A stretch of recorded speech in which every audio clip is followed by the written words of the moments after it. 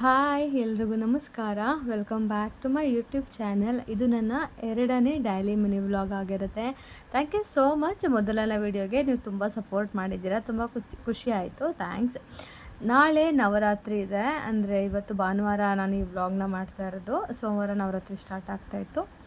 So ಮನೇಲಿ ಪೂಜೆ ಎಲ್ಲ ಮುಗಿಸಿ ಹೊರಗಡೆ ಸ್ವಲ್ಪ ಶಾಪಿಂಗ್ಗೆ ಅಂತ ಹೊರಟಿದ್ದೀನಿ. ನಾಳೆಯಿಂದ ನವರಾತ್ರಿ ಉಪವಾಸ ಸ್ಟಾರ್ಟ್ ಆಗುತ್ತೆ. ಸೊ ಹಾಗಾಗಿ ಕೆಲವೊಂದು ಐಟಮ್ಸ್ನ ತರಬೇಕಾಗಿತ್ತು. ಹೊರಡ್ತಾ ಇದ್ದೀವಿ ಇವಾಗ. ಈಚೆಗೆ ಆಲ್ಮೋಸ್ಟ್ ನೈಟ್ ಸಂಜೆ ಆಗಿದೆ. ಆ್ಯಂಡ್ ಇವತ್ತು ನಾಳೆ ಬೆಳಗ್ಗೆ ಮೈದು ಬರ್ಡೇ. ಸೊ ನಾಳೆಯಿಂದ ಎಲ್ಲರೂ ಉಪವಾಸ ಮನೇಲಿ.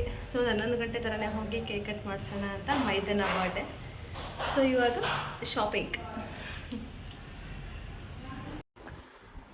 ಹಣ್ಣಿನ ಮಾರ್ಕೆಟ್ಗೆ ಹೋಗ್ಬೇಕಿತ್ತು, ಹಣ್ಣುಗಳೆಲ್ಲ ತರಬೇಕಿತ್ತು. ಮತ್ತು ಉಪವಾಸ ಇರೋದ್ರಿಂದ ಅಡುಗೆ ಏನೂ ಮಾಡಲ್ಲ. ಸೊ ತರಕಾರಿ ಎಲ್ಲ ಏನೂ ತರೋದಿಲ್ಲ. ಹಣ್ಣುಗಳು ಮತ್ತು ಪೂಜೆಗೆ ಬೇಕಾಗಿರುವಂಥ ಒಂದಷ್ಟು ಪದಾರ್ಥಗಳನ್ನ ತರಬೇಕಿತ್ತು. ಹಾಗಾಗಿ ಹೊರಗಡೆ ಹೋದ್ವಿ.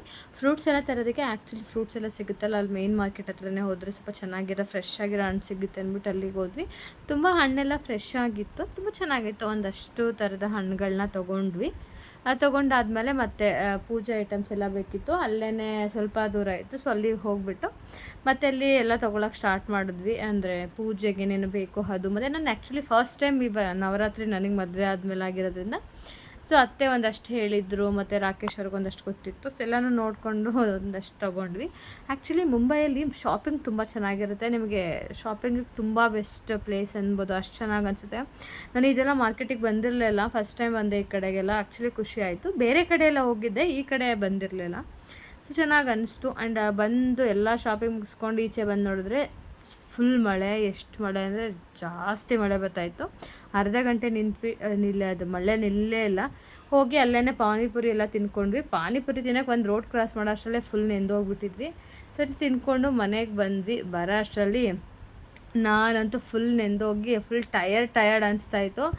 ಸರಿ ಅಂತ ಹಾಗೆ ಬಂದ ತಕ್ಷಣ ಸುಮ್ಮನೆ ಕೂತ್ಕೊಂಡ್ಬಿಟ್ಟಿದ್ದೆ.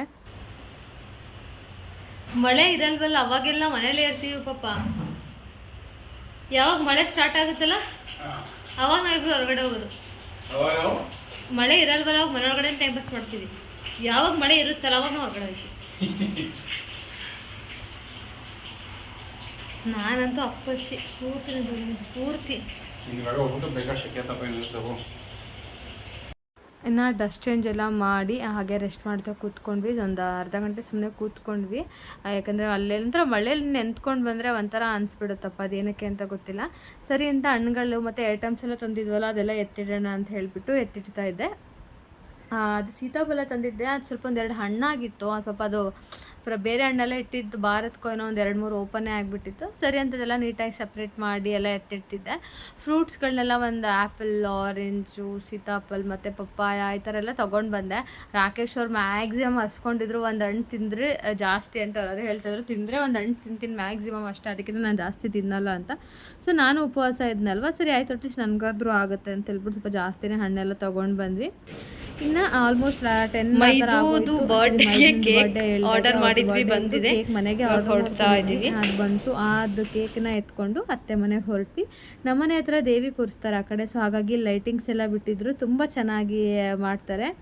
ಸೊ ಮನೆಗೆಲ್ಲ ಬಂದ್ವಿ ಕೇಕ್ ತೊಗೊಂಡು.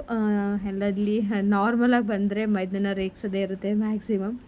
ಸೊ ಇವಾಗ ಅಂದರೆ 12 ಗಂಟೆ ಮೇಲೆ ಏನೂ ತಿನ್ನೋದಿಲ್ವಲ್ಲ, ಹಾಗಾಗಿ ಒಂದು 11:15-20ಗೆಲ್ಲ ಕೇಕ್ ಕಟ್ ಮಾಡ್ಸೋಕ್ಕೆ ಸ್ಟಾರ್ಟ್ ಮಾಡಿದ್ವಿ. ಕೇಕ್ ಕಟ್ ಮಾಡಿಸ್ಬಿಟ್ಟು ತಿಂದ್ಬಿಡೋಣ ಅಂತ ಕೇಕ್ ಎಲ್ಲರೂ ಕಟ್ ಮಾಡಿ ಚೆನ್ನಾಗೆಲ್ಲರೂ ಎಂಜಾಯ್ ಮಾಡಿದ್ವಿ. ಎಲ್ಲರೂ ಅಂದರೆ ಫುಲ್ ಫ್ಯಾಮಿಲಿ ಎಲ್ಲ ಚೆನ್ನಾಗಿ ಎಂಜಾಯ್ ಮಾಡಿದ್ವಿ. ಅಂದರೆ ಫಸ್ಟ್ ಟೈಮ್ ನಾನು ನವರಾತ್ರಿ ಮಾಡ್ತಿರೋದ್ರಿಂದ ನನಗೆ ಒಂದಷ್ಟು ಐಟಮ್ಸ್ ಗೊತ್ತಿರಲಿಲ್ಲ. ಮನೆಗೆ ಹೋದ್ಮೇಲೆ ಅತ್ತೆ ಇದು ತೊಗೊಂಡ್ರಾ ಕೇಳ್ತಾಯಿದ್ರು. ಇಲ್ಲ ಅದು ತೊಗೊಂಡಿಲ್ಲ ನಾನು ಅಂತ ಹೇಳ್ತಾಯಿದ್ದೆ. ಅದಕ್ಕೆ ಅವರೇ ತೊಗೊಂಡಿರೋದನ್ನ ನನಗೆ ಕೊಟ್ಟು ಕಳಿಸಿದ್ರು. ಸರಿ ನಾನು ತರಿಸ್ಕೊತೀನಿ ತೊಗೊಳ್ಳಿ ಅಂತ ಹೇಳಿ. ಸೊ ಅವರು ಒಂದಷ್ಟು ಐಟಮ್ಸ್ ಎಲ್ಲ ಕೊಟ್ಟರು. ಅಂದರೆ ನಾನು ಮತ್ತೆ ಹೋಗಿ ತೊಗೊಂಡು ಬರೋಕ್ಕಾಗಲ್ಲ, ಅವ್ರು ಆಫೀಸ್ಗೆ ಹೋಗ್ತಾರಲ್ಲ, ಹಾಗಾಗಿ ಅವರೇ ಕೊಟ್ಟರು. ಮತ್ತು ಅದೆಲ್ಲ ಅಲ್ಲಿಂದ ಒಂದಷ್ಟು ಐಟಮ್ಸ್ ತೊಗೊಂಡು ಮನೆಗೆ ಬಂದ್ವಿ. ಮನೆಗೆ ಬರೋ ಅಷ್ಟರಲ್ಲಿ ಆಲ್ಮೋಸ್ಟ್ 12:30 12:45 ಆ ಥರ ಆಗೋಗ್ಬಿಟ್ಟಿತ್ತು. ನವರಾತ್ರಿ ಉಪವಾಸ ನನಗೆ ಸ್ವಲ್ಪ ಎಕ್ಸೈಟ್ಮೆಂಟ್ ಇತ್ತು. ಯಾಕಂದರೆ ಫಸ್ಟ್ ಟೈಮ್ ನವರಾತ್ರಿ ಉಪವಾಸ ಇದೆಲ್ಲ ಮಾಡ್ತಿರೋದು. ನನಗಿದೆಲ್ಲ ಯಾವ ವರ್ಷವೂ ಮಾಡಿರಲಿಲ್ಲ. ನನಗೆ ಈ ಸಂಪ್ರದಾಯನೇ ಗೊತ್ತಿರಲಿಲ್ಲ ಈ ಥರ ಮಾಡ್ತಾರಂತ. ಓಕೆ ಎಲ್ಲ ಹೊಸ್ದಾಗಿ ಅನ್ನಿಸ್ತು. ಬಟ್ ಓಕೆ ಎಲ್ಲದಕ್ಕೂ ಪ್ರಿಪೇರ್ ಆಗಿ ರೆಡಿಯಾಗಿದ್ದೆ. ಸೊ ಇದಾಗಿತ್ತು ಇವತ್ತಿನ ನನ್ನ ವಿಡಿಯೋ. ಎಲ್ರಿಗೂ ಈ ವಿಡಿಯೋ ಇಷ್ಟ ಆಗಿದೆ ಅಂತ ಅನ್ಕೋತೀನಿ. ವಿಡಿಯೋ ಇಷ್ಟ ಆಗಿದೆ ಪ್ಲೀಸ್ ಒಂದು ಲೈಕ್ ಮಾಡಿ, ಹಾಗೆ ನನ್ನ ಯೂಟ್ಯೂಬ್ ಚಾನಲ್ನ ಸಬ್ಸ್ಕ್ರೈಬ್ ಮಾಡ್ಕೊಳ್ಳೋದನ್ನ ಮರಿಬೇಡಿ. Thank you so much. Bye.